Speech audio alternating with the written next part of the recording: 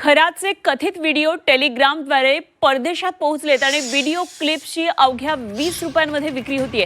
या व्हिडिओची विक्री करणारे 74 ग्रुप्स शोधण्यात आलेत आणि सायबर पोलिसांनी 74 टेलिग्राम ग्रुप्स आता शोधलेले आहेत। सायबर पोलिसांनी 11 सोशल मीडिया मध्यस्थांना या संदर्भात नोटिसा बजावल्यात आणि एका संशयित व्यक्तीची ओळख सुद्धा पटलेली आहे।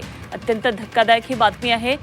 खराचे कथित व्हिडिओ आता टेलिग्रामद्वारे विविध देशांमध्ये पोहोचलेले आहेत, तर व्हिडिओ क्लिप्सची अवघ्या 20 रुपयांमध्ये विक्री होतीये।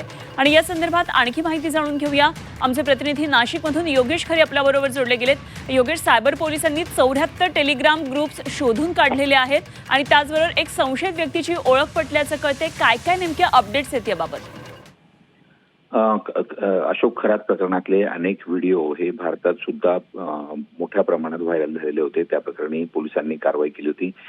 नाशिकमध्ये वेगवेगळ्या शहरांमध्ये सुद्धा गुन्हे दाखल करण्यात आले होते, अहमदनगरमध्ये सुद्धा गुन्हे दाखल करण्यात आले होते।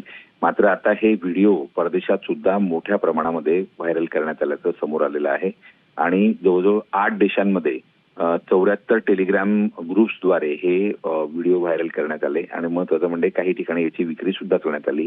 त्यामुळे आता अनेक आरोपी यामध्ये होऊ शकतात। यामध्ये एक प्रमुख संशयित पोलिसांच्या समोर आहे।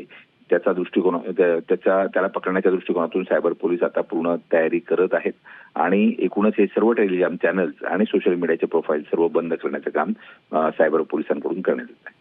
ठीक, योगेश, धन्यवाद दिलेल्या या सगळ्या सविस्तर माहितीसाठी। आणखी काही डिटेल्ससाठी पुन्हा चर्चा जरूर करूया। तुर्तास धन्यवाद दिल्या माहितीसाठी। योगेश खरे आमचे प्रतिनिधी आपल्याबरोबर होते।